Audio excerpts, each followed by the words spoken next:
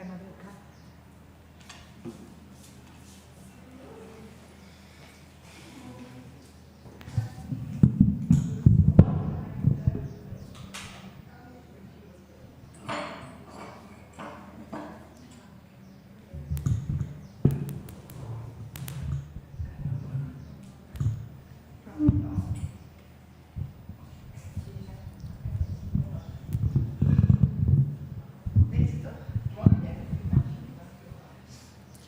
Jaya Radha Madhava Kunja Bihari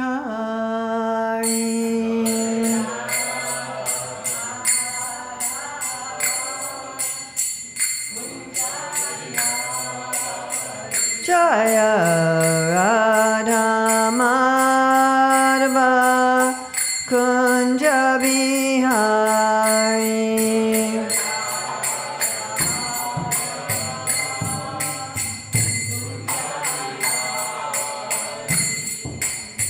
Gopi Jana Balaba Girivaradari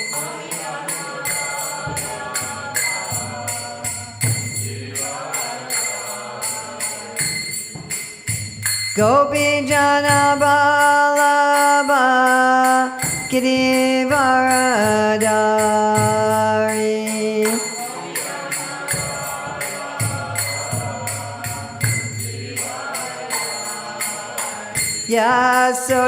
Yasodanandana Braja Janaranjana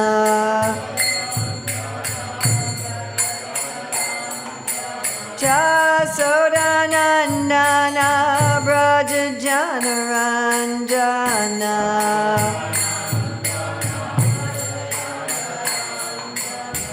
Yamuna Tiravanachari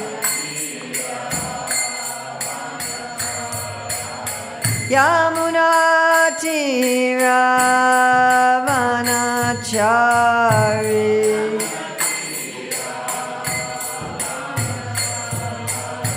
Jaya Radha Madhava Kunja Bihari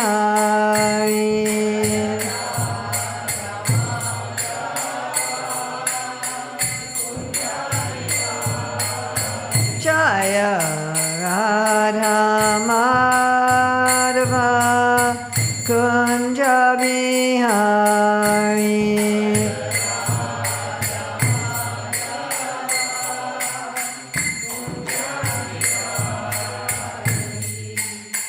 Gopi Jana Balava Girivaradari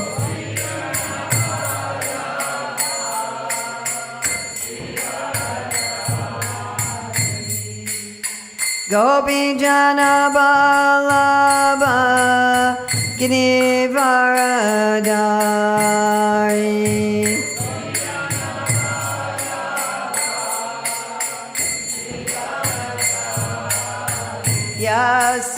Yasodanandana Braja Janaranjana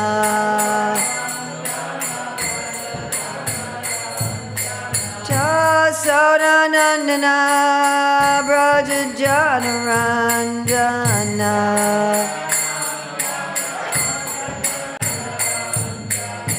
Yamuna Tiravanachari Yamuna Tiravanachari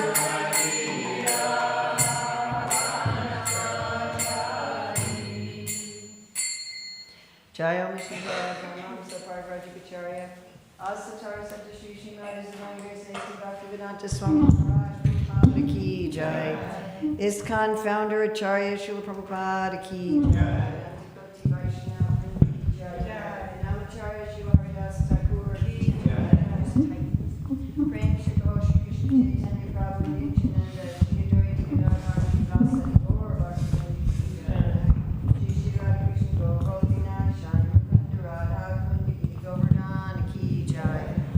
Vrindavan Dhamma ki jai, Mathura Dhamma ki jai, Navadvip Mayapur Dhamma ki jai, Jagannath Puri Dhamma ki jai, Ganga Maya Jamuna Devi ki jai, Bhakti Devi ki jai, Tulsi Maharani ki jai, Samaveta Bhaktivinoda ki jai, Gaur Premanande. All glories to the assembled devotees.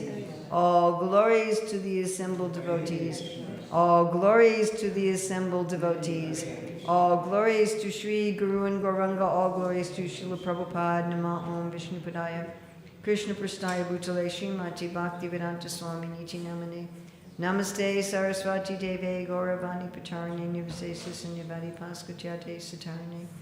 Vandeham Shri Guru Shri Yuta Padakamalam Shri Guru and Vaishnavamscha Shri Rupam Sagrajatam Sahagana Raghunatham Vikam Tam Sajivam Sadvaitam Sadvadutam Parijana Sahita Krishna Chaitanya Devam Shri Radha Krishna Padam Sahagana Lavita Shri Vishakam Vikamscha Panchakalpachubhischa Kripasindhviyavcha Patitanam Pavanebhyo Vaishnavebhyo Namo Namo. Om Namo Bhagavate Vasudevaya. Om Namo Bhagavate Vasudevaya. Om Namo Bhagavate Vasudevaya. It's May 13th, 2025. Radhadesh in Belgium, and we're reading from Srimad Bhagavatam, Canto 9, Chapter 10, Text 50.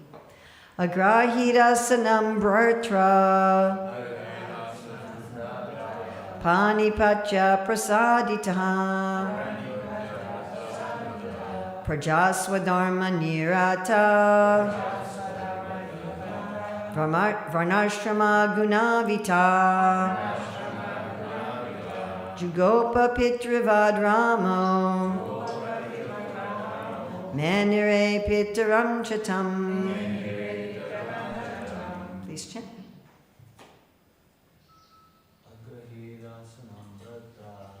Angrahidasanam Bratra Pratya Prasadita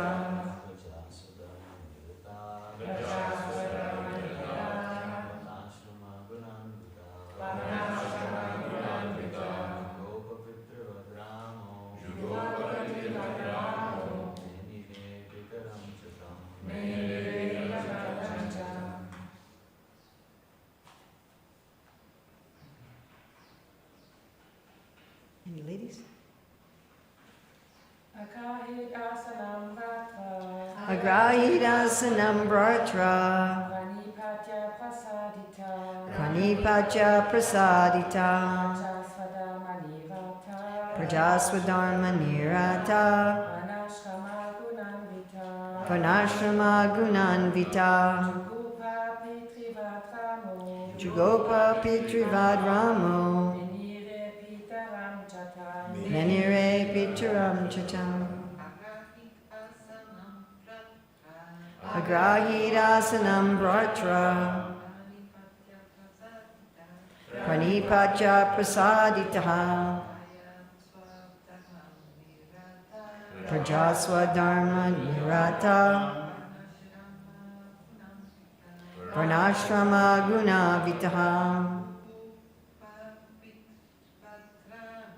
Jugopa Pitrivadramo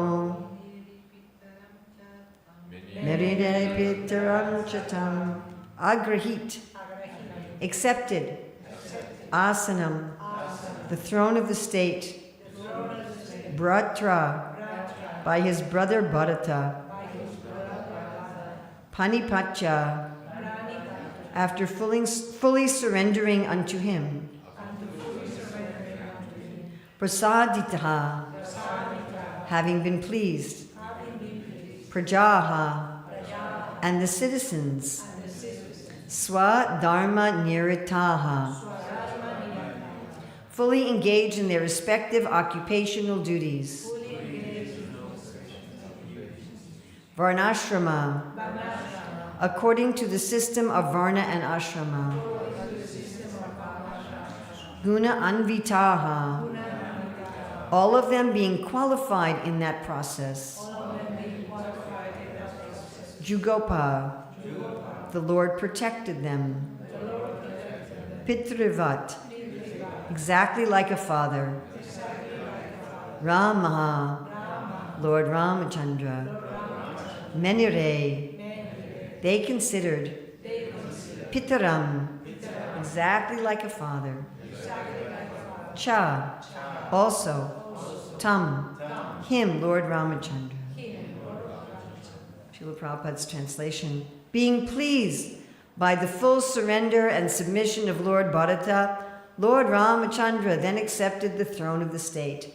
He cared for the citizens exactly like a father, and the citizens, being fully engaged in their occupational duties of Varna and Ashrama, accepted him as their father. Srila Prabhupada's purport. People are very fond of the pattern of Ram Rajya, and even today, politicians sometimes form a party called Ram Rajya, but unfortunately they have no obedience to Lord Rama. It is sometimes said that people want the kingdom of God without God. Such an aspiration, however, is never to be fulfilled. Good government can exist when the relationship between the citizens and the government is like that exemplified by Lord Ramachandra and his citizens. Lord Ramachandra ruled the kingdom exactly as a father takes care of his children, and the citizens, being obliged to the good government of Lord Ramachandra, accepted the Lord as their father. Thus, the relationship between the citizens and the government should be exactly like that between father and son. When the sons in a family are well trained, they are obedient to the father and mother, and when the father is well qualified, he takes good care of the children. As indicated here by the words Swadharma Nirata Varnashrama Gunam Vitaha, the people were good citizens because they accepted the institution of Varna and Ashrama, which arranges society in the Varna divisions of Brahmana, Kshatriya, Vaishya, and Shudra, and the Ashram divisions of Brahmacharya, Grahastha, Vanaprastha, and Sannyasa. This is actual human civilization. People must be trained according to the different Varnashram occupational duties. As confirmed in Bhagavad Gita 4.13, Chaturvarnya Mayashristam Gunakarma Vibhagashaha, the four Varnas must be established according to various qualities and work. The first principle for good government is that it must institute this Varnashram system. So who has to institute the Varnashram system? Government.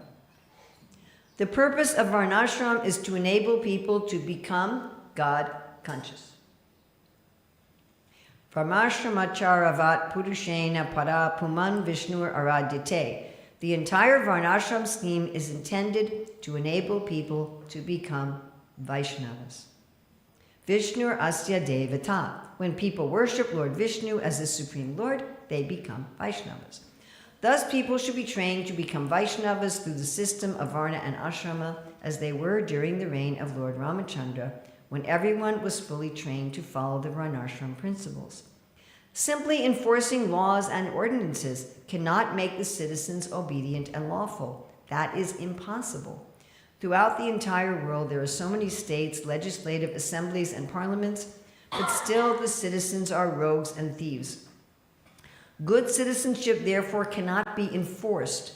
The citizens must be trained. So that's quite a statement. You can't just have good citizens in good countries by force. There has to be training. As there are schools and colleges to train students to become chemical engineers, lawyers, or specialists in many other departments of knowledge, there must be schools and colleges to train students to become Brahmanas, Kshatriyas, Vaishyas, Sudras, Brahmacharis, Grahastas, Vanaprasthas, and Sannyasis. There's one letter where Prabhupada says every one of our centers should have a Varnashram college. This will provide the preliminary condition for good citizenship, Varnashrama Guna Vitaha. Generally speaking, if the king or president is a Rajarshi, now that's interesting. This word Rajarshi is interesting. It means a Raja Rishi, someone who's both a king and a saint. Right? Sometimes people think, well, only the Brahmanas are saintly. But that's not a fact. Right? Here we have the Kshatriyas who can also be saintly. The relationship between the citizens and the chief executive will be clear, and there will be no possibility of disruption in the state because the number of thieves and rogues will decrease. In Kali Yuga, however, because the varnashram system is neglected, people are generally thieves and rogues. In the system of democracy, such thieves and rogues naturally collect money from other thieves and rogues. And thus there is chaos in every government, and no one is happy. But here the example of good government is to be found in the reign of Lord Ramachandra. If people follow this example, there will be good government all over the world.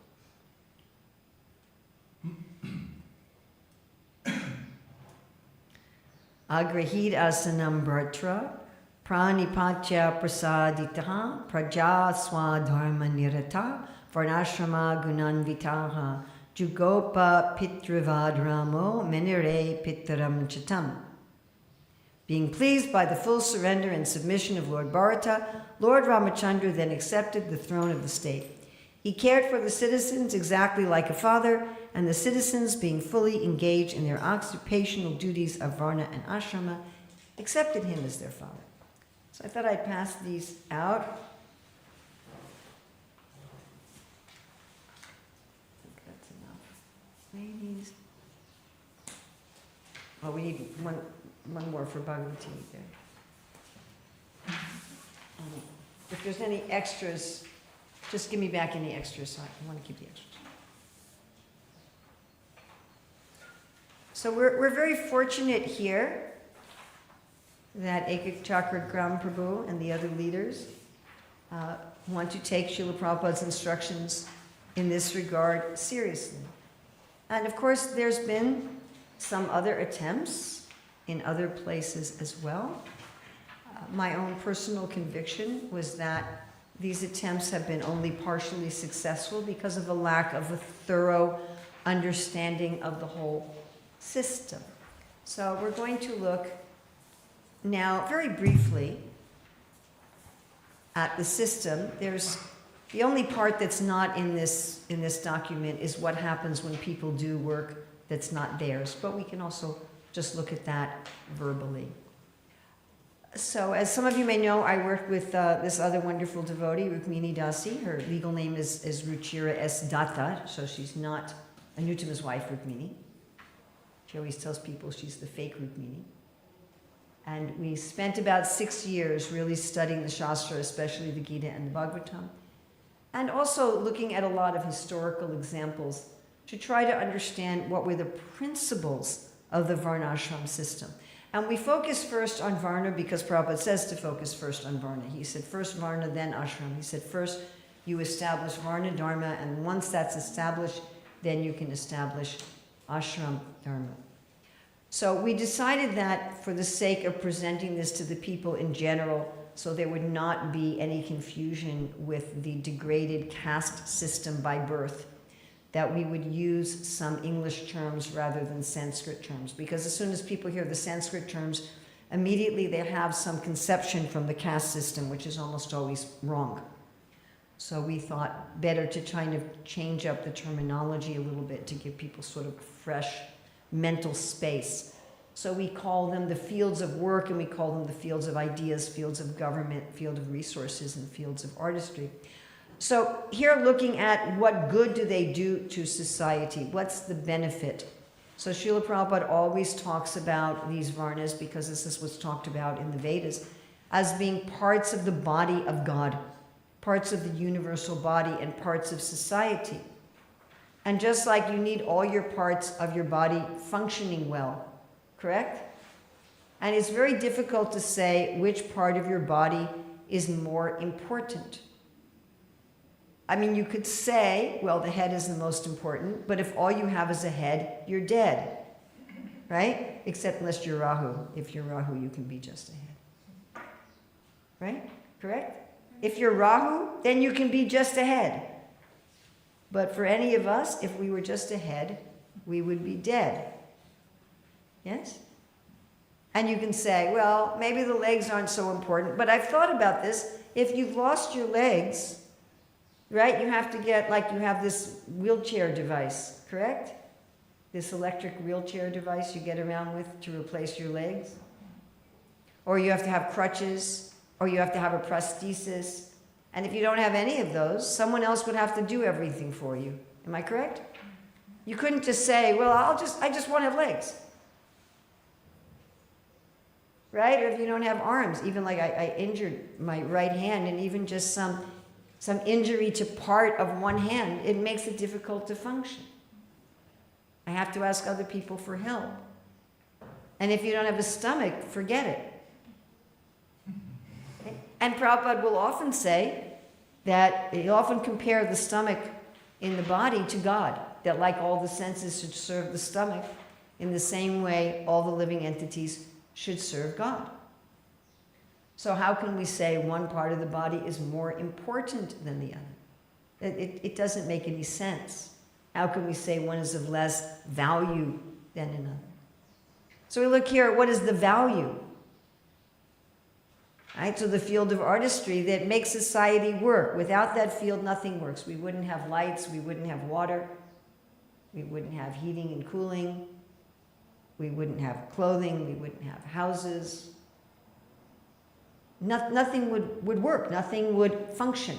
And we wouldn't have any pleasures in society. These are the people who provide all the arts and make everything not only functional but beautiful.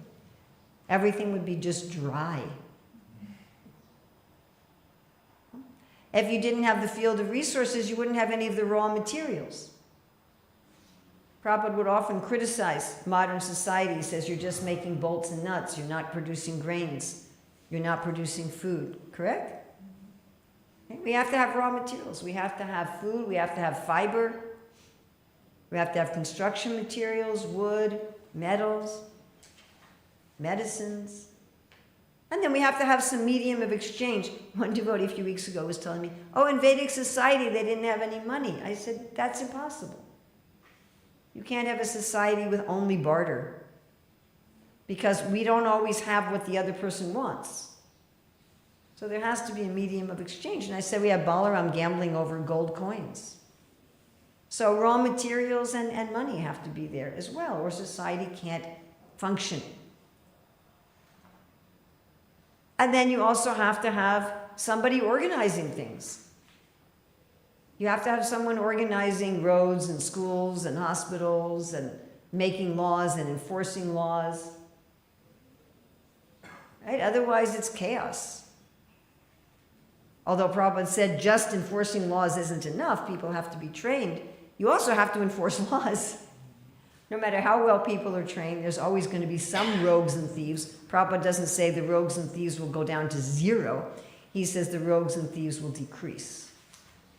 Correct? Yes? So there still has to be someone to take care of rogues and thieves. Somebody to try to prevent them and deal with them. And be the person who personifies the role of God, Dharmantu Sakshat Bhagavat Pranitam, as the lawmaker. And then there's got to give people who give overall vision for society. So if you're in resources, you have a vision for your business. If you're in government, you have you have a vision for ruling, but someone has to have overall vision.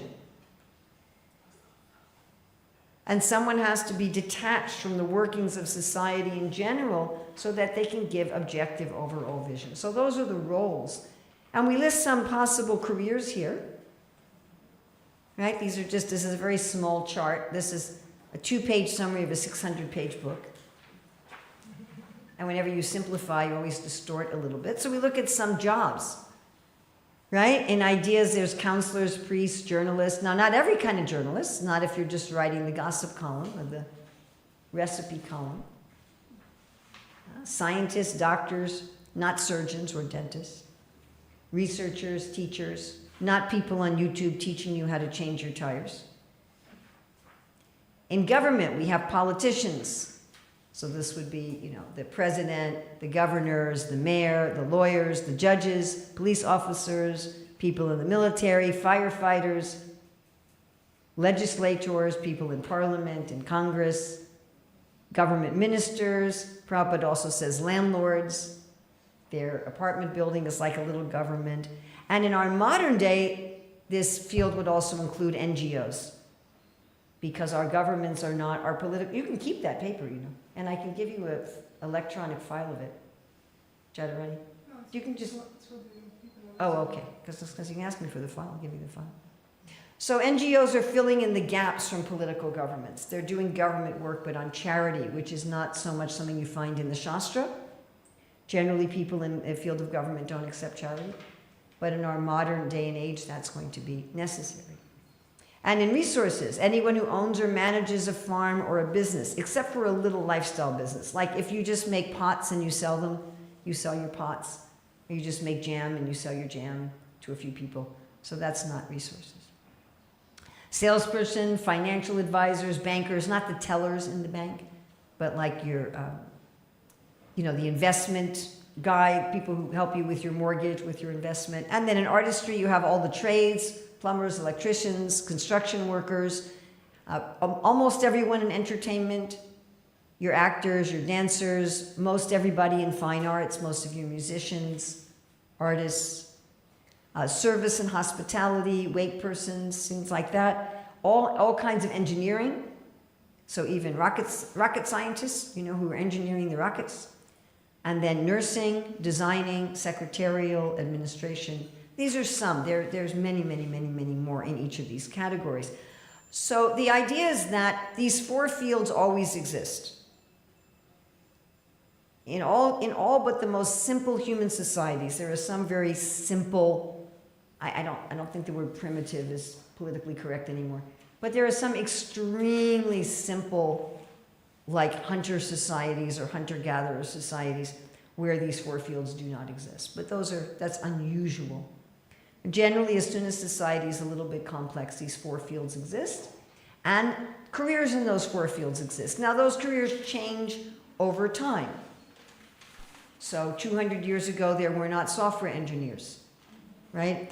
And right now, if you say, I want to make money being a blacksmith, you really have a very limited number of opportunities. And those sort of things change. The specific careers within the fields change, but the careers always exist. And then the nature of people to work in those careers always exist. But so why does Prabhupada talk about training? Why does he say there has to be training? Because there's a difference between someone having a natural temperament and a natural inclination for one of these fields and someone being trained in the dharmic expertise of these fields. Now, this next thing it's a very important point because Prabhupada always emphasizes that there has to be training and that who did he want to do the training? Who? Us. He wanted the Hare Krishna movement to do the training.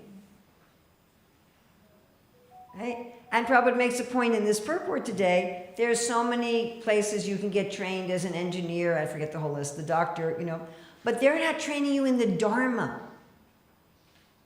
They're training you in what you need to know, what information you need to know to do your work. They're training you in the skills you need to have, but they're not training you in the Dharma because they don't know about the Dharma. They don't understand the Dharma. So we would take people who have some general inclination. How do you know someone has an inclination for the field of ideas?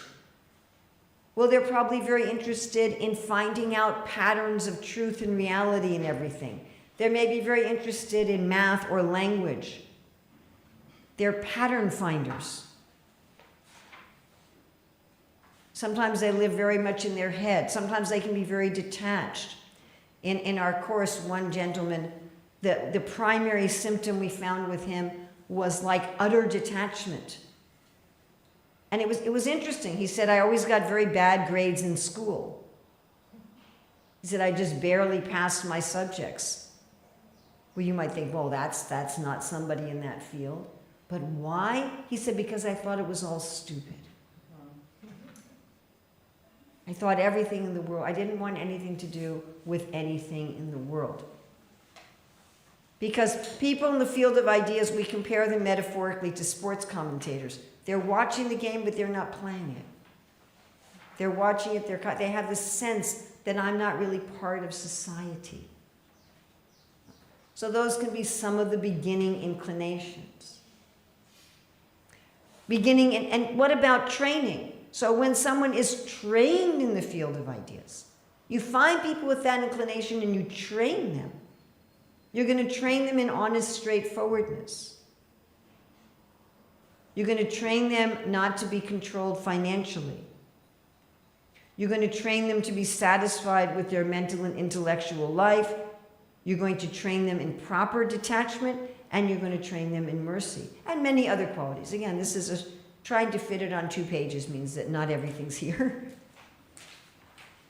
But they're going to be trained in that Dharma. They're going to be trained to be willing to sacrifice for objective truth. If people with an inclination to the field of ideas don't sacrifice for objective truth, the whole field becomes corrupted. Sacrifice means you have to be willing to be fired from your job. In former times, it meant you didn't work for anybody at all, but that's not really possible in 2025 for everyone. You may have to be a college professor. You may have to get a grant from somebody, but not to be compromised. So if you're doing research for a business and the results of your research contradict the products the business is selling, you have to be willing to say, hey, your products don't work.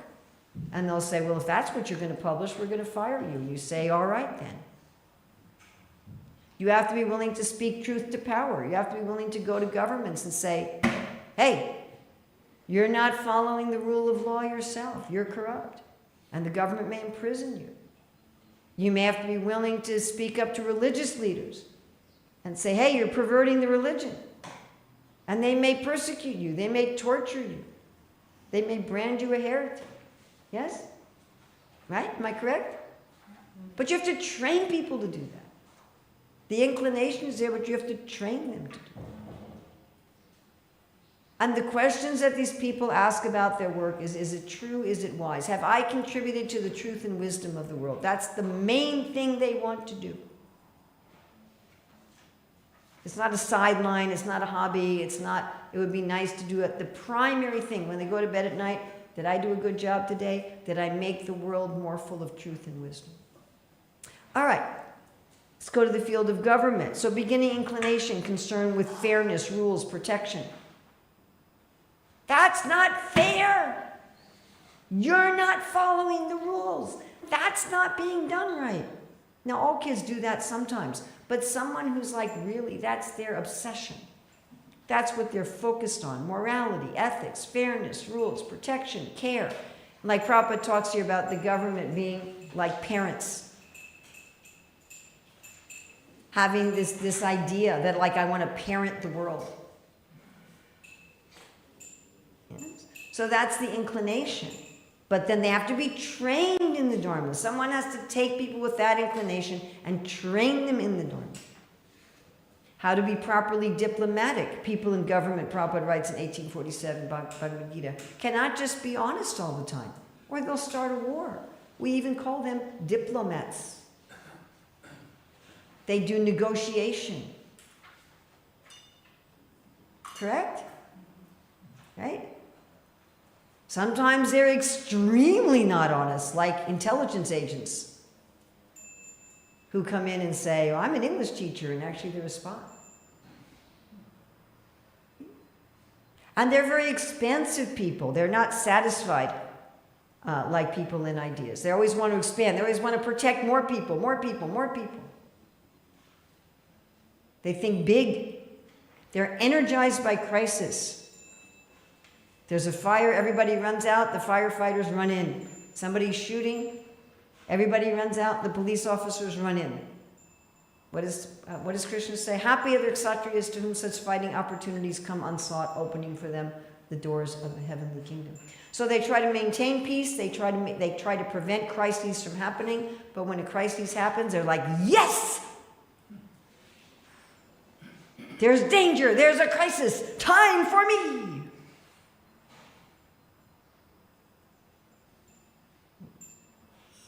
Running into danger to save others, very generous.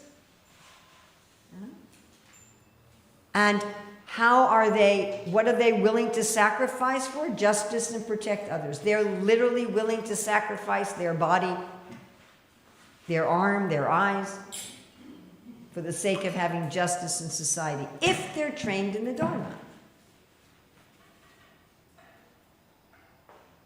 If they're trained in the Dharma.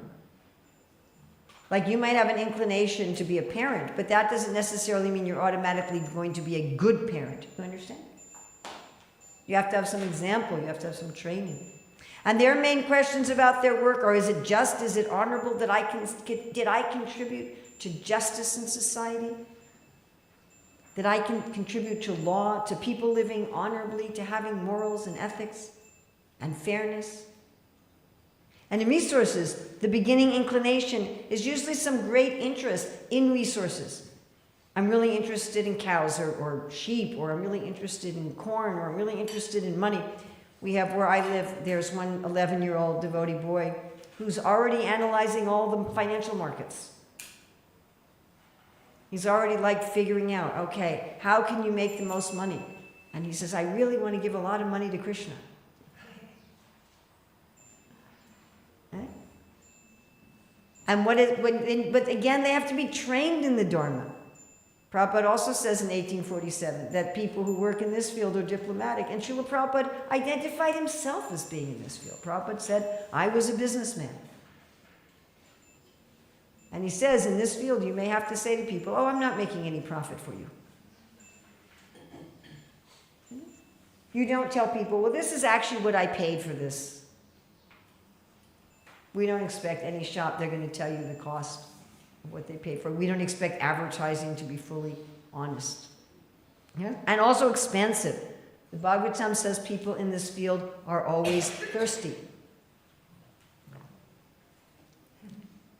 All right, I have 2 businesses. Now I'm going to make it into 4. I'm going to make it into 6. All right, well, we're employing 5,000 people. Can we bring it to 50,000? Can we bring it to 80,000? How many customers are we serving? Why? Because these people have to feed the world.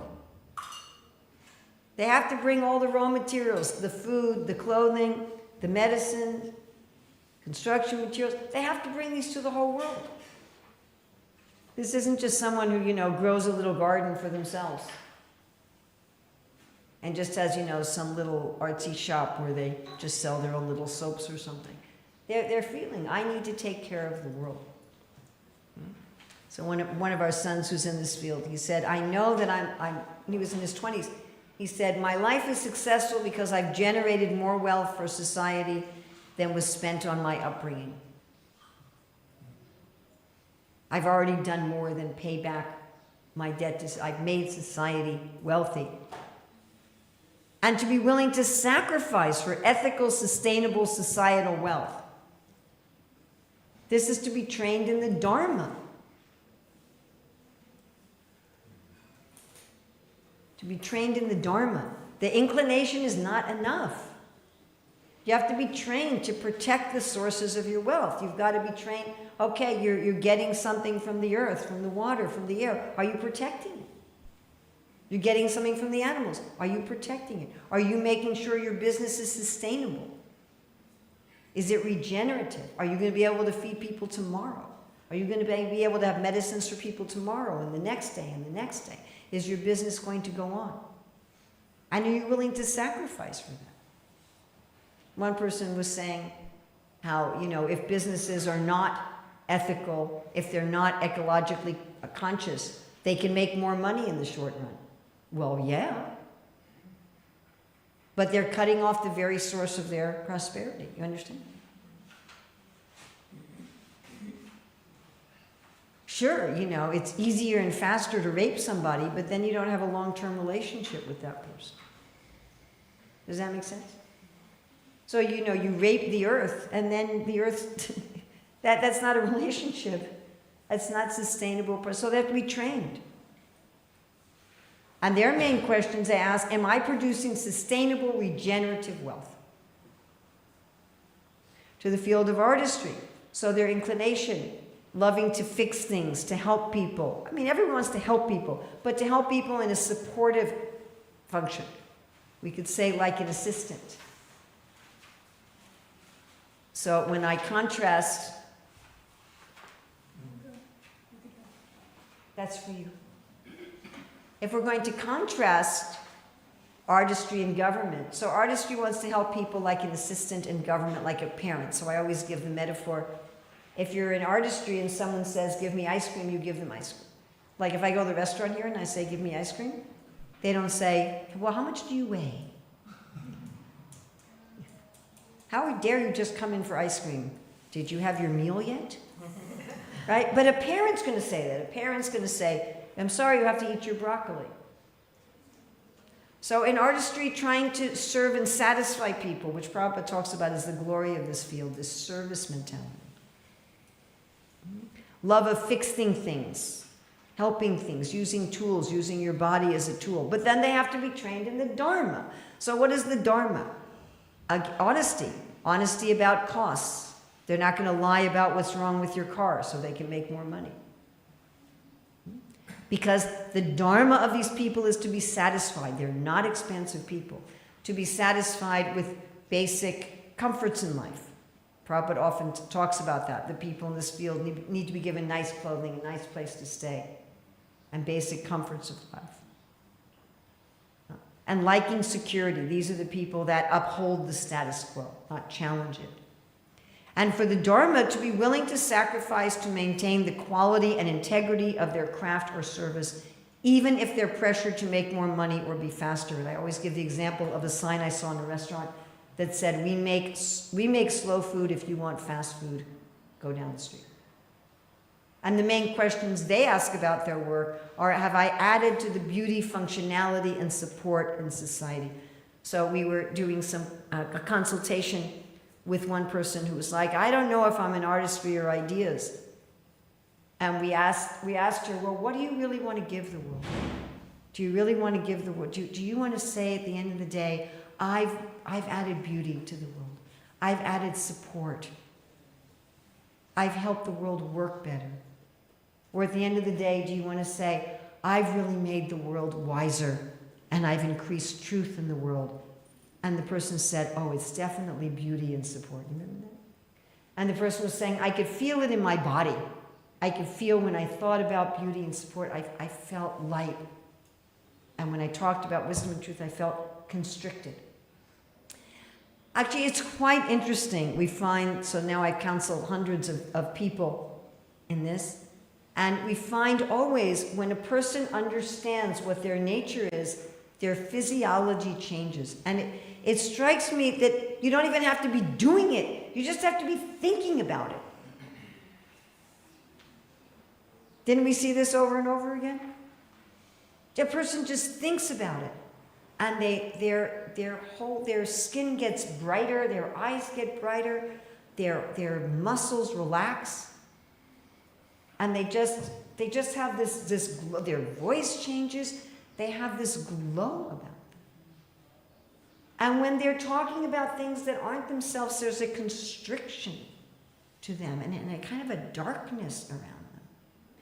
And my co-author, Rukmini, she said, one of the problems of Kali Yuga is people are in the wrong places, and so they're not full of light. People are constricted. So we have to help people to find their inclinations and then to train them. Yes? And then we look at, there's also within the four fields, there's different ways of being rich. Richness is not just money. You can be rich in terms of Aishvarya. You like to be a controller. You like to be a manager. And that can be in any of the fields. You can be a business manager, like Nanda Maharaj. He was a Vaishya manager, correct? He was a Vaishya leader. Some people think, well, if you're a leader, you must be in government. But Nanda Maharaj was a very big leader. It didn't put him in government. You can be a leader in artistry. You can be a football coach as a leader in artistry. You can be a leader in government. You can be a leader in ideas. You can be the principal of a school. You can be the head of a temple. If it's just a temple, like here is a whole community. But if it's just a temple, it's just a simple temple, there's just worship and Shastra classes. There's a book out that says you can be a leader without having a title. You can be a leader, but not. That's a different kind of leadership. But Aishwarya is leadership with a title, because Aishwarya means a controller. So you're actually directing people, and you have to have some money also. Money is included in this. Again, you can really want to be someone who's always learning.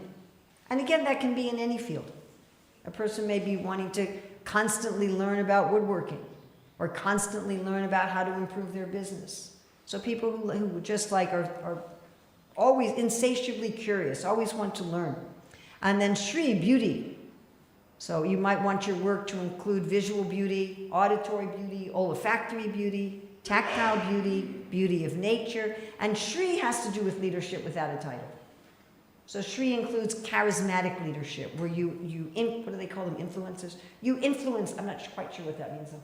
Like you influence people, but you don't have any control over them. You're a charismatic leader. And then Virya, if you want work that involves strength and health, if you want work that makes you healthy, that increases your health, physical work or some other aspect of health. Yasha is where people want to work as in a supportive community that gives acknowledgement and appreciation, some sort of team. Yasha isn't just standing on a stage and people saying jai jai. It's where it has to do with authentic work. So there's many people who say, I need to work as part of a team. And it can't be a team that's just work focused. It's got to be a team that's more collegial, where people are really supporting each other. So some people really want yasha in their work. And vairagya, some people want a lot of freedom in their work. They want to have, their own schedule. They want to be able to travel. Maybe they want to be able to have a minimalist lifestyle. Maybe they want work that involves a lot of psychological detachment. Other people don't want that. Like some people say, I want a set schedule. I know what I'm going to want. I want to know what I'm going to be doing at every hour of the day, right? I don't want to have that in my work. And these 6 can exist in some degree in any of the fields. They give you some idea of the specificity of your career. Then we have some dharma that's common to everyone. So we don't expect people in artistry, resources, or ideas to run into fire. That's literally run into fire. I'm not speaking metaphorically. That's only the duty of those in the field of government. You understand? We don't expect everybody to be branded as a heretic for standing up to religious leaders in government. That's for the field of ideas. We don't expect everybody to sacrifice for sustainable wealth for society. Those are the dharmas specific to those fields. Everybody clear? Yes? But then there's general dharma. So one is giving in charity. Krishna says in the 18th chapter, everyone should give in charity. That also has to be trained. You know who does a really good job of training their children in this? Indians. People who are raised in India, they're really, really good at training their children to be charitable. I mean, you really notice it. And you notice the absence of that in most other cultures. Now, they do say America's the most charitable country in the world. But it may be decreasing. But this has to be trained. People have to be trained to be charitable, and not only charitable with money, charitable with the other kind of riches you have. If you enjoy knowledge, share knowledge. If you're enjoying beauty, share beauty. Do some volunteer work that's similar to your livelihood. And doing work that's honest and fair. Work that's honest and fair. Everyone's work should be honest and fair. I mean, it's interesting that Prabhupada writes, I think it's in the 16.3, how the Vaishyas shouldn't deal on the black market. But then it's funny, in 1847 he says sometimes they have to deal on the black market. Right? But everyone's work should be honest and fair. And then doing work that has genuine value, purpose, and meaning and is not harmful. There shouldn't be a tobacco industry. There shouldn't be an alcohol industry. There shouldn't be a pornography industry. There shouldn't be a slaughterhouse industry. If people want to eat meat, let them go hunt in the forest. Don't raise animals for slaughter. So these are industries that are harmful. And we shouldn't do useless industries. We shouldn't create things that are absolutely useless. We call those manufactured needs. So this, again, everyone should be trained for that. We should maintain the integrity of what we enjoy. If you enjoy Aishwarya, help others to feel smart and competent. Don't just, well, I'm enjoying being the big controller. Empower others. Multiply others' talents. If you're enjoying beauty, don't use beauty to hide poor quality. Don't make something look nice that isn't actually nice. Make sure that like you have these perfumes where they apparently smell nice, but they're actually all these harmful chemicals. Right? So that's not cherishing what you're in. If you're enjoying beauty, cherish it. Take care of what you're enjoying. If you're enjoying renunciation, don't be so renounced that you don't care about anybody. Right? And then one needs to cherish the specific integrity of one's field. Something Srila Prabhupada talks about a lot. How the brahmanas have to keep objective truth. They can't be financially compromised. They have to make sure they're not in a position where they can be financially compromised. The Kshatriyas have to treat everyone equally. They have to be willing to sacrifice their own comforts, as Lord Ramachandra did by having Sita leave for the good of the country. Right? How the Vaishyas have to protect the land and the animals, not just take from them. And the Shudras, again, they have to resist. If someone says, hey, you can make more money if you made this in a factory, they're like, no, we're not doing that. We're going to keep our traditions. We're going to keep our crafts. We're going to keep our quality. Then having regular connection with the Lord. Prabhupada will often say we have to pay our electric bill to the sun. Even if you're an atheist.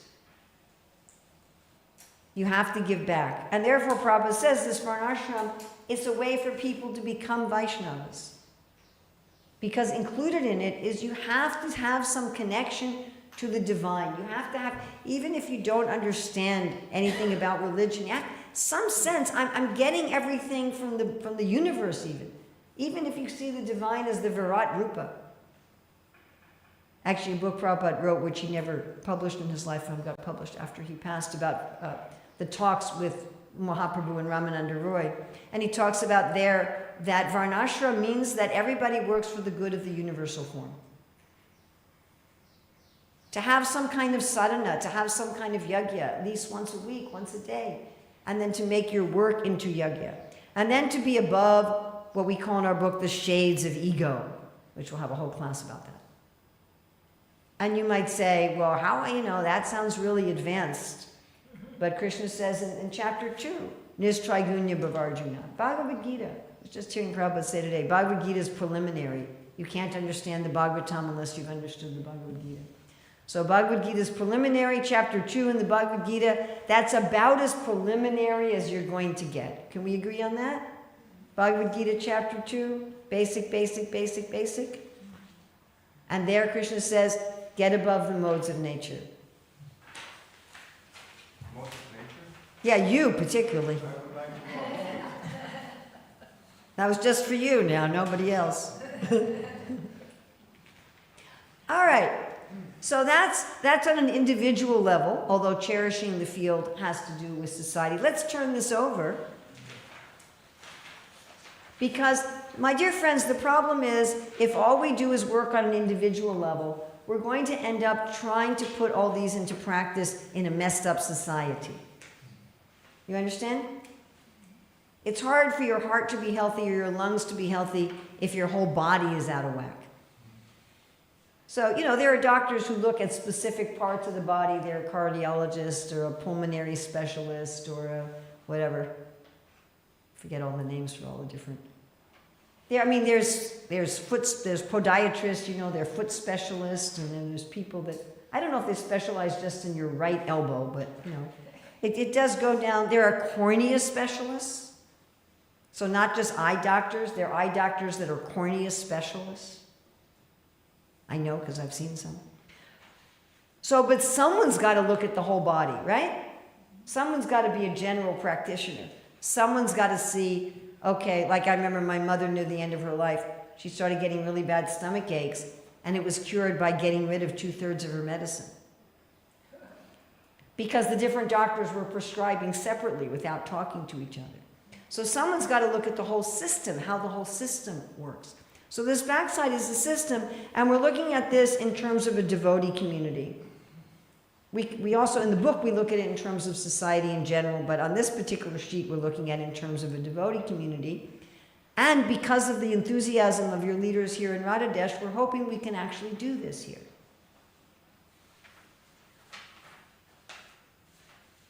So it has to start with identifying individuals, figuring out what is my inclination, what is my Dharma, and then identifying the different parts of the community and see what field that department should be in. Now we have a caveat here.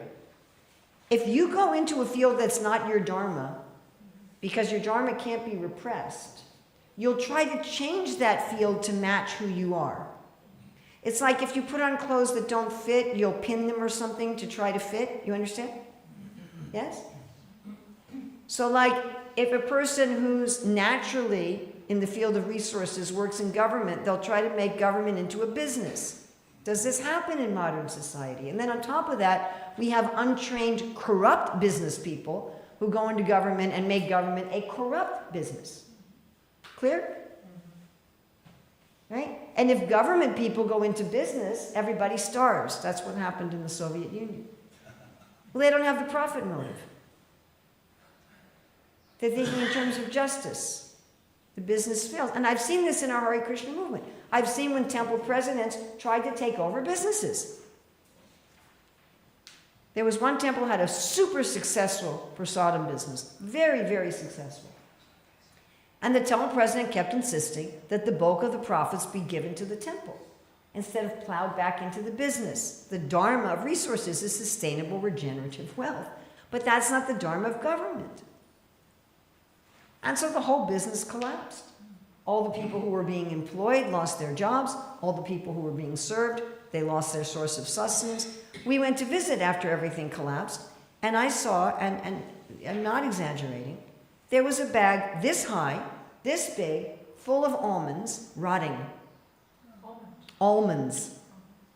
I don't know how much that cost, but I'm guessing thousands. This big bag of almonds, just rotting. So you don't want people with the mentality of government taking over resources. One of the biggest problems we have in our Hare Krishna movement, and why we drive most resources people to work outside. And all these things, if you have ideas, temperament people working in government, they're too merciful. Oh, they did some criminal activity. Oh, it's okay. They'll try better next time. We don't have to do, it doesn't work. If you have government-minded people working in ideas, they'll politicize knowledge. Are you going to trust a history book written by a politician? Right? None of this works. Because we'll bring the temperament of our field into that field. You follow? Yes? So therefore, it's very important to say, this department of the temple, what field ideally should it be in? What part of Krishna's body should this be? And then we match the temperament to the place. Now, my dear friends, this is KC 101. And we have not done this in over 50 years in our Hare Krishna movement. I'm going to tell you frankly, we haven't even tried to do it. If people try to do it, they look at what people are good at. But Krishna says you can be good at something that's not your temperament. He says, don't do things you're good at that are not you. Why? Because you'll pollute it with your own Dharma. We're trying to do it here. And there's some resistance because people who've been stuck in the wrong place for a long time and become comfortable there are like, I don't want to move. I'm scared. And we were talking about how initially surrendering to Krishna is scary, isn't it? When we first decided I'm going to surrender to Krishna, wasn't that a little scary? So, making these changes of surrender may also feel a little scary. Am I going to have enough money? What about my prestige? What about all my social positions? So we're looking here at what are possible departments in a devotee community. Now, we can't do this in a very, very simple temple. If you have a temple that's just a temple, that the only thing that goes on there is deity worship and cooking and a Sunday school and book distribution, you can't do this because the other field, maybe they have a gift shop. Like where I stay, the gift shop is not even behind walls. It's not, there's no walls around the gift shop. You're trying to picture what that looks like. It's there's tables. It's tables in the prasadam room. So you go in the prasadam room, one corner of the prasadam room is tables with stuff all over it.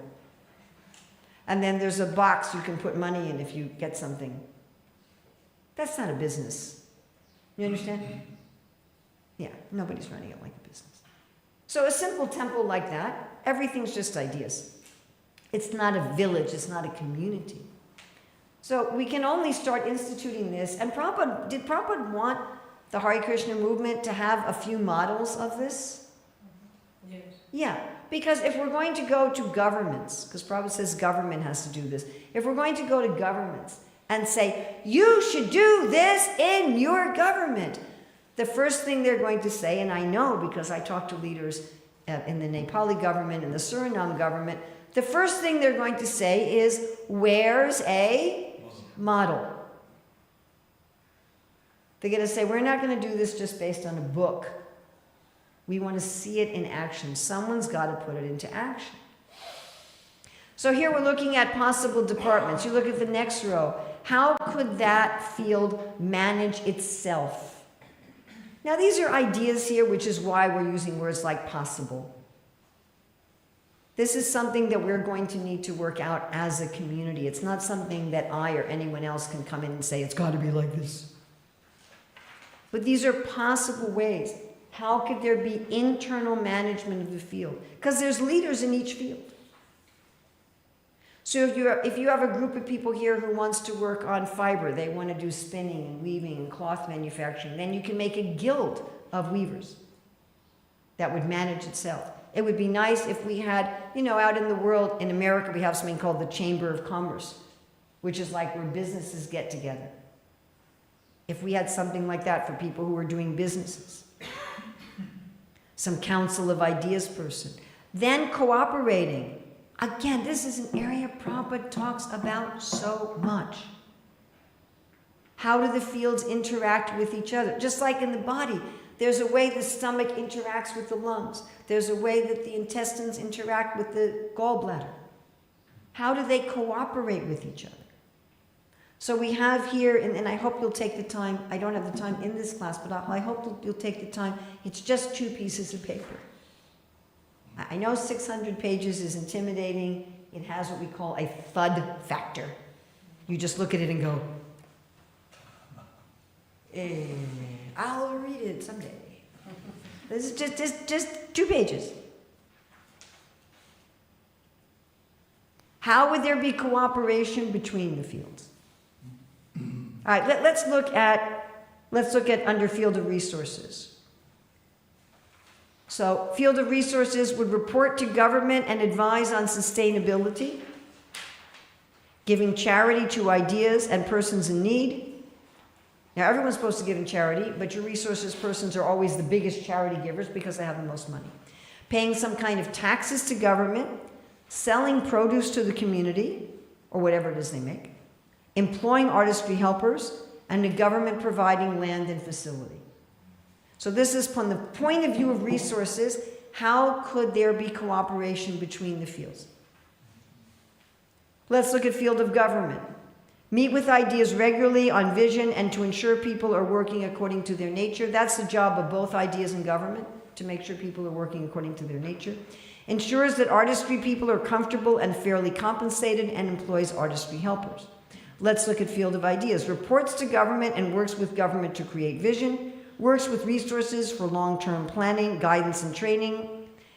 Does ombuds work and employs artistry helpers. Let's look at artistry. Translates from other fields into drama, poetry, and art. Suggests how to improve beauty and functionality. How to improve life quality. Gives practical help. And the other fields give artistry financial and practical security. Now, it would be lovely if everybody did this perfectly. But because it's a material world, and what to speak of Kali Yuga, the fields have to act as checks and balances. They don't just cooperate with each other, they keep each other in line. How does artistry keep the other fields in line? Or how do the fields keep each other in line? How do the fields have check from the point of view of artistry? So if you're working in artistry, government is going to enforce ISKCON and outside laws upon you. They're going to say, hey, you got to follow the laws of the government, you got to follow the laws of ISKCON. Ideas are going to set your ethical standards. People in artistry can choose whom to work for, and they can choose what they're going to translate into art.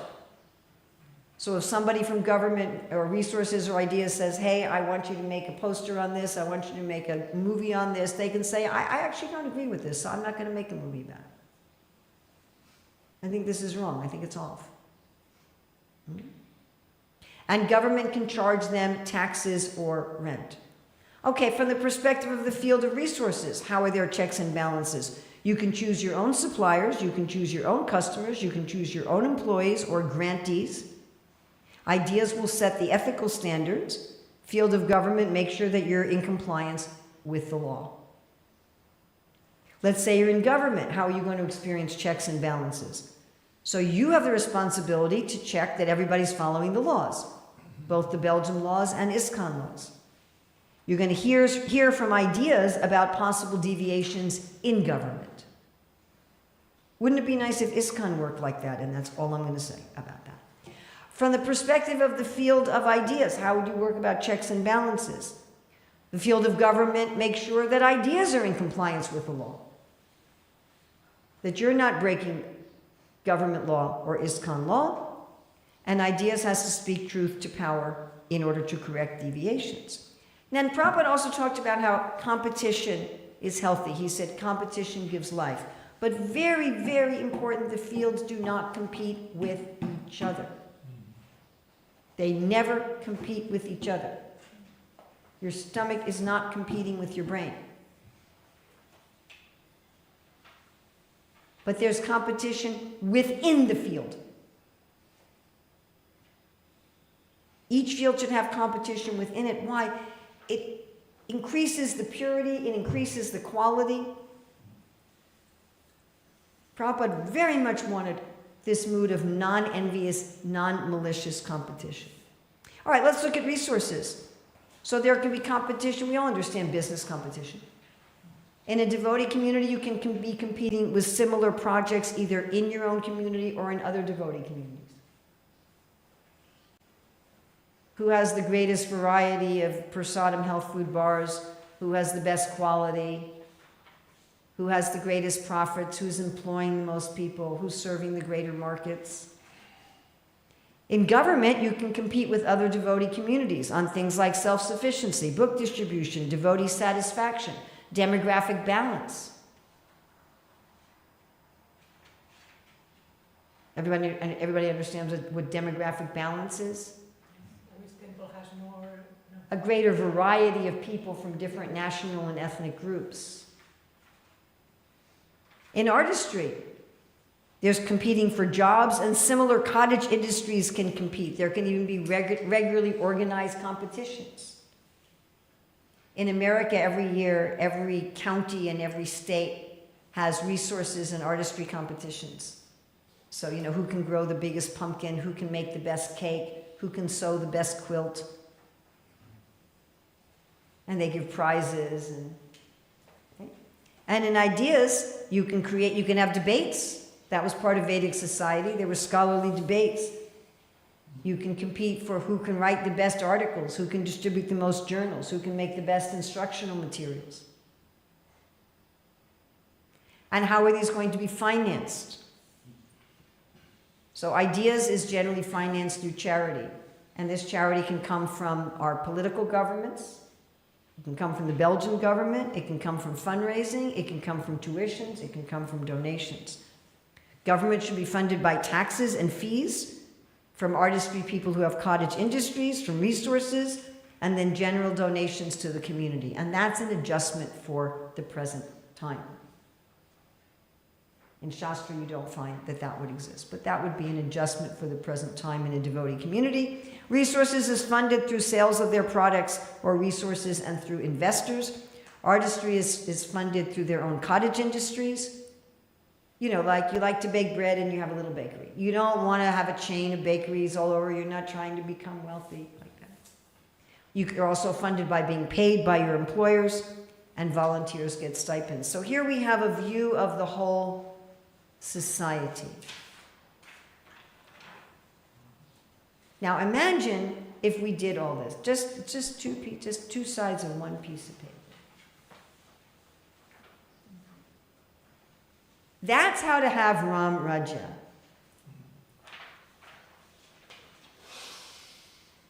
Prabhupada did not think that it was enough just for us to read books and do kirtan. He felt it was also essential to set up, am I right? He also felt it was essential to set up a stable society that worked according to the way Krishna sees things, that worked according to Krishna's plan. We are not a world-denying religion. We are not a religion where we say the world is bad, the world is evil. We're all going to live in a monastery at the top of a mountain where we get our food by putting a bucket down every day. We changed the policy recently, but it was the policy for many years. But but that's not Prabhupada's policy.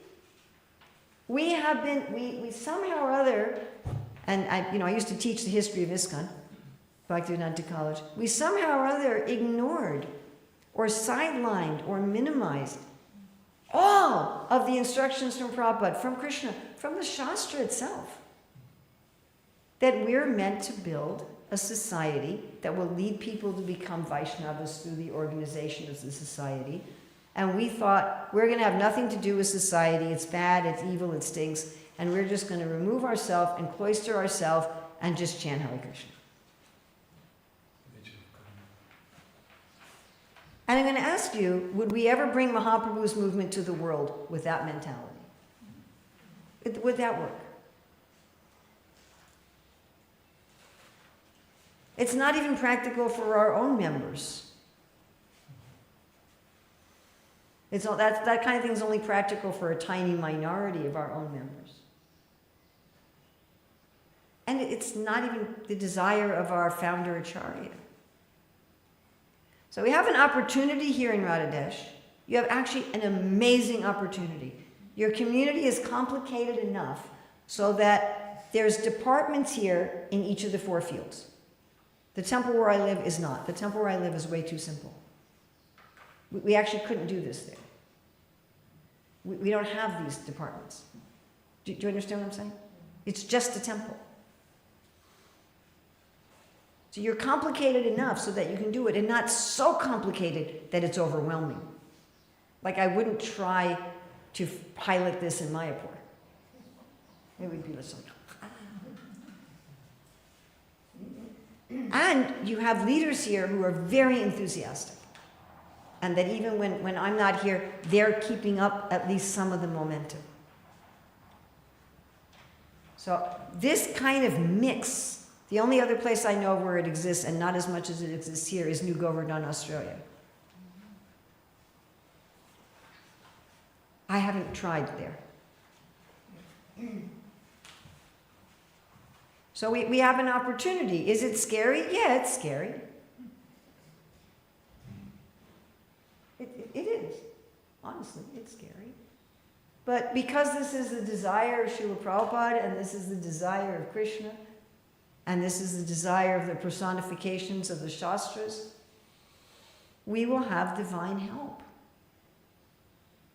That doesn't mean it's not going to be hard, but we'll have help. We'll have help, we'll have support, we'll have facility, we'll have knowledge, we'll have guidance.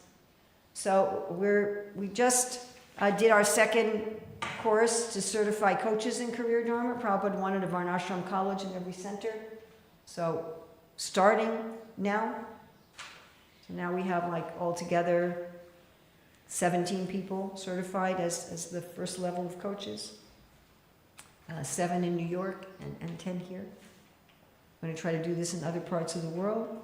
And then we're going to spend the rest of the time I have here working with people in different fields, see how they want to develop their field in Radhadesh, looking at how we can do this in terms of management, looking at the other aspects, so we can start putting this into place. But of course, this really depends on all of you keeping up this momentum and keeping up this enthusiasm on a regular basis. And again, I see with people, if they just imagine being in the right place, what does Krishna say about the mode of goodness? All of the senses are illuminated. You just see, all a person has to do is imagine that they're working according to their nature. And their whole, yes, am I right? We saw it. Right, Vishama? We saw it. All their senses become illuminated. It's far out. Sorry about that. What to speak of if we actually do it? If we're actually doing it, our whole life would be illuminated, and our whole community would be illuminated, and Krishna consciousness and our sadhana would become so much easier. A lot of the struggle people are going through would just dissipate. Yes? Can I ask a question? You can, but it's after 9. I'm already in trouble for being late. Ekachakra's not here, but Then we can go. we don't have the checks and balances for the field of government. Huh? What's your field of activity? You see, Hare Krishna Matage, thank you very much, I appreciate it. And I was just wondering, last point you were bringing prosperity moving forward and so on. Looks like in a world, Yes. global, we never had more prosperity, material for prosperity, but there is even amount of havoc and Yes, but is our prosperity... Can that be also a result for our society as we are kind of settling more and finding our place, that the level of dissatisfaction in certain classes is going to be even stronger? Just question based on the I'm not worldwide quite scene. sure I understand what you're asking. Well, you can see now the worldwide scene, never more prosperity was last For some 20 people. Well, For some people. I'm speaking about the countries. Look at it. For some people.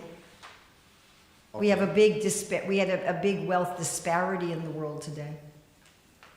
I come from a country that has 5% of the world's population and is sucking up 50% of the world's resources.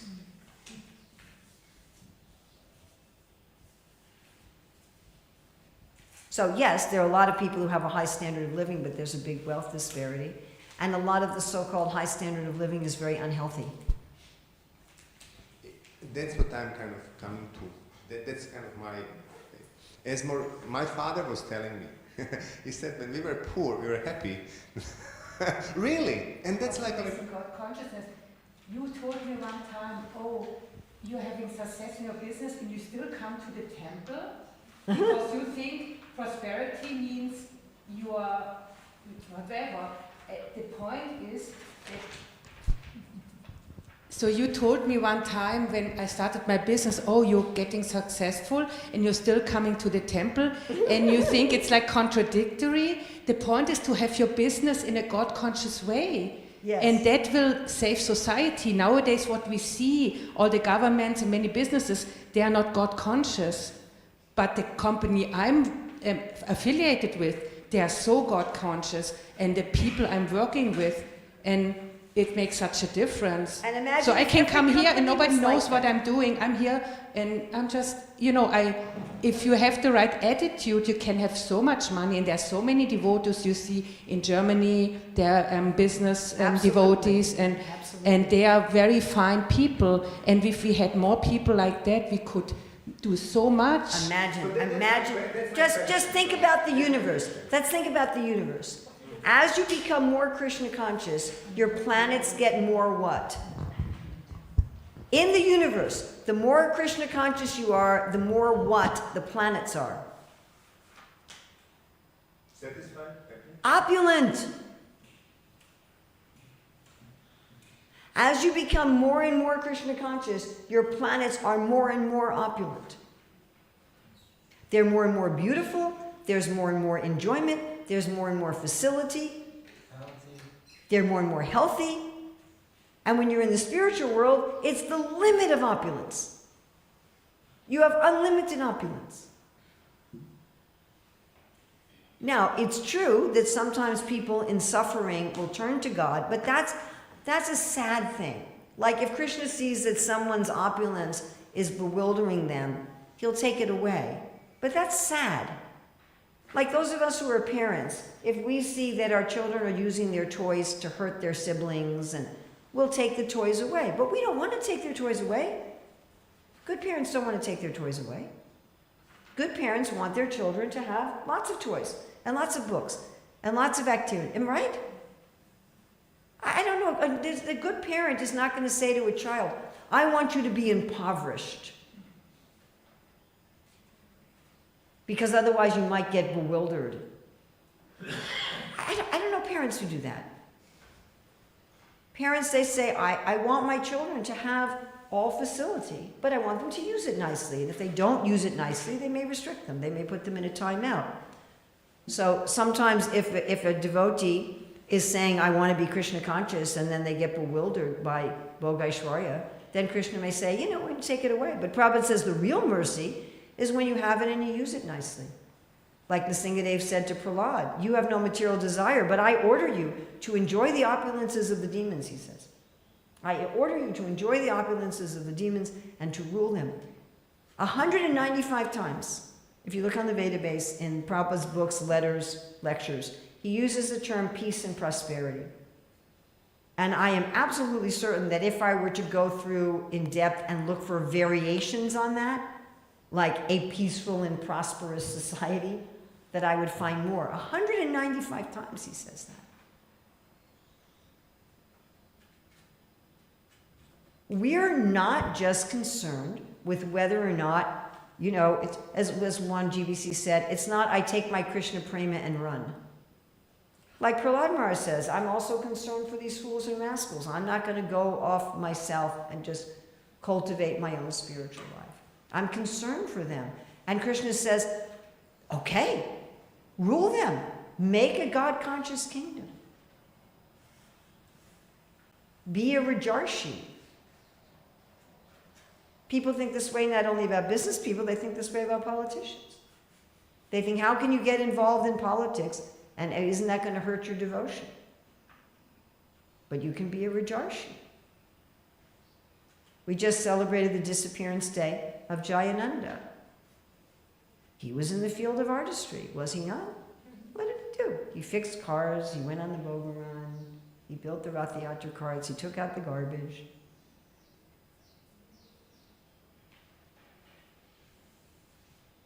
But he was also a pure devotee. I mean, Prabhupada wants us to celebrate his disappearance day like we celebrate the disappearance day of Narottam Das Thakur.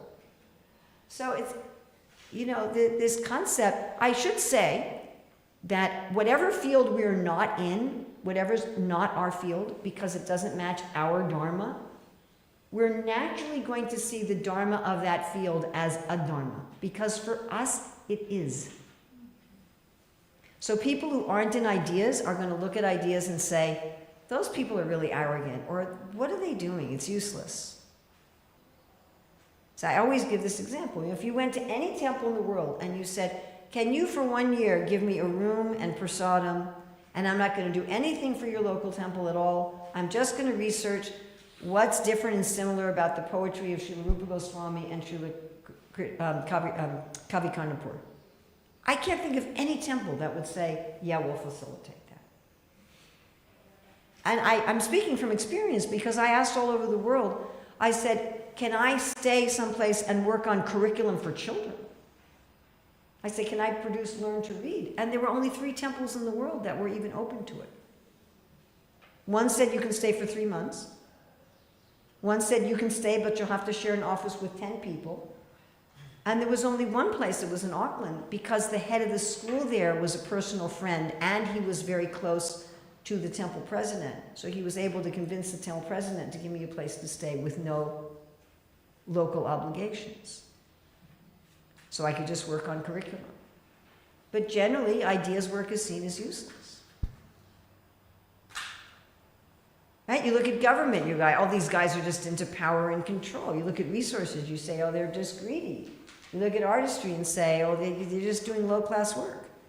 So we look at, they're too servile. We look at the Dharma of other people's work. For us, it's a Dharma. So when we look at it, we see it as a Dharma. Does this make sense to everybody? So it's very important to see that what we see as a Dharma is actually their Dharma. It's the Dharma of government to control. It's the Dharma of artistry to serve. It's the Dharma of resources to expand wealth.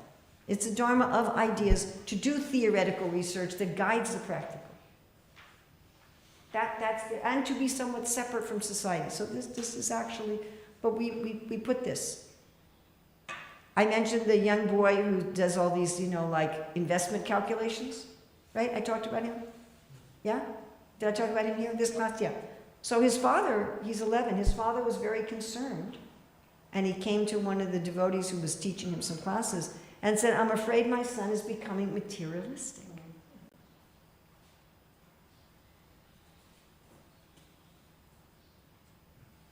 So we should be very careful. Yes, you can use your nature materialistically. That's why Prabhupada says we need to train people in the Dharma.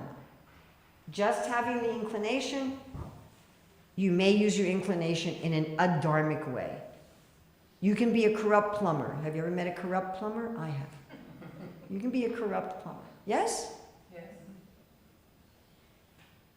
The temple where I live, we had a corrupt construction worker, and we're still paying tens of thousands to repair all the terrible things he did because he was corrupt. You can have a corrupt business person. You can have a corrupt government leader. You can have a corrupt scientist. Yes, are there corrupt scientists? Are there corrupt priests? You can have corruption anywhere. And you can have Dharma anywhere. Maybe we can do this for Prabhupada here in Radhadesh. Can we at least consider that it's possible? At least give it a try. What does Prabhupada say? Shoot for the rhinoceros, and if you get it, everybody will say how wonderful, and if you don't get it, everyone will say, well, it was a rhinoceros. Srila Prabhupada ki jai. Urmila ki jai.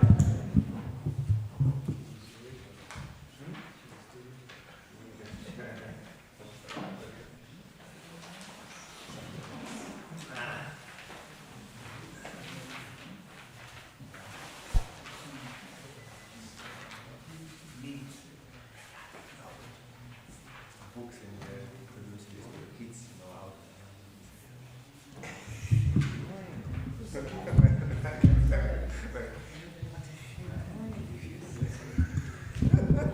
That's late, huh?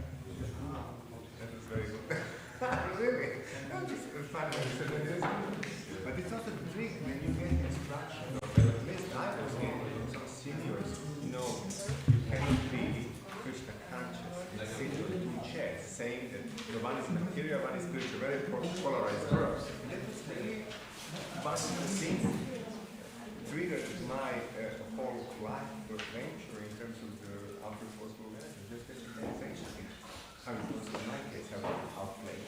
You get instruction from someone who's in a different field. That's right. How else?